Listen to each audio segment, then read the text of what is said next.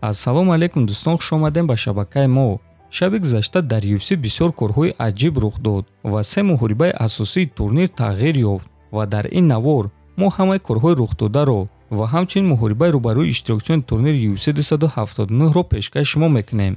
барои ҳамин дар ягон ҷо ба ҳазур нишаста лайкро зер кунен. мо боша наворро оғоз мекунем. Дӯстон, барои шумо беҳтарин хабар. Акнун шумо метавонед аз ширкати Шифофармо ҳама намуд доруҳои гиёҳиро бо нархи арзон ва сифати олӣ дастрас кунед. доруҳо барои хароб ва фарбешавӣ, дарди дил, дарди меъда, пастаҳо барои хунукзадагӣ, барои қавӣ кардани мардонагӣ, барои шахсоне ки фарзанд ёфта наметавонанд, равғани усма, хилба, равғани сиёҳдона барои ҳамаи дардҳо, шампунҳои гиёҳӣ. худи ҳозир ба номерҳои дар рӯи экран буда занг зада доруҳои даркории худро бо нархи арзон дастрас кунед ва ҳатман аз номи канали Паҳлавон гап занед. ҳамин гуна шумо ҳам доруҳои даркории худро дастрас мекунед ва ҳам канали моро дастгирӣ мекунед. инак шаби гузашта ҳамаи кор аз рӯи нақша рафта истода буд ва маросими вазнкашӣ оғоз шуд. ҷангоҳаро бояд ки вазни даркориро дар тарозу нишон медоданд ва баъд муҳорибаи рӯбарӯ мегузаронданд ва ҳамаи иштирокчиёни ҷангҳои асосӣ вазни даркориро карда тавонистанд ва вақте ки навбати Ҳамза Чимаев расид, ӯ дар тарозу 81 килограмм вазн нишон дод.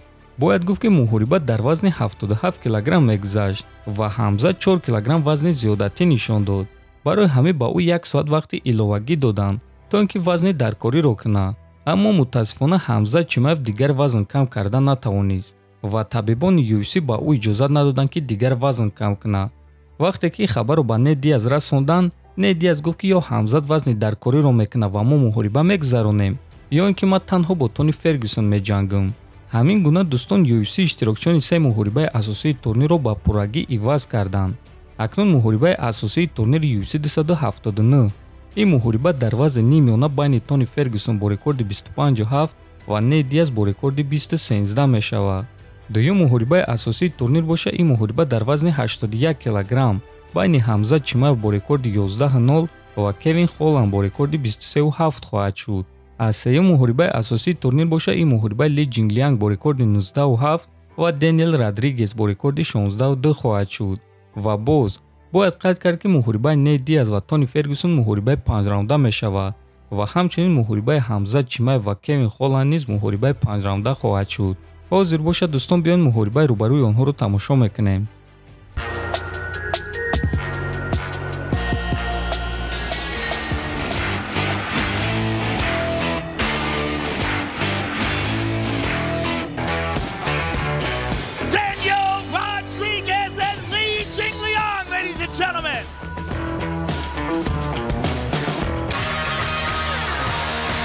Official weight 178.5.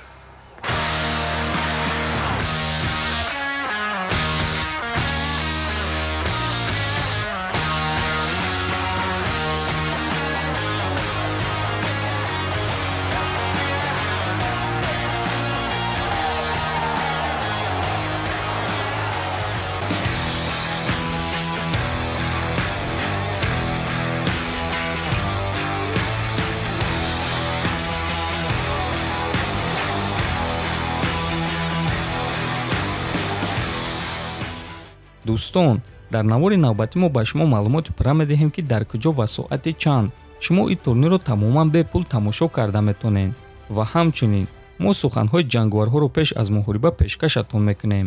барои ҳамин моро пайгирӣ карда дар канали мо обуна шавед ва навори навбатиро интизор шавед.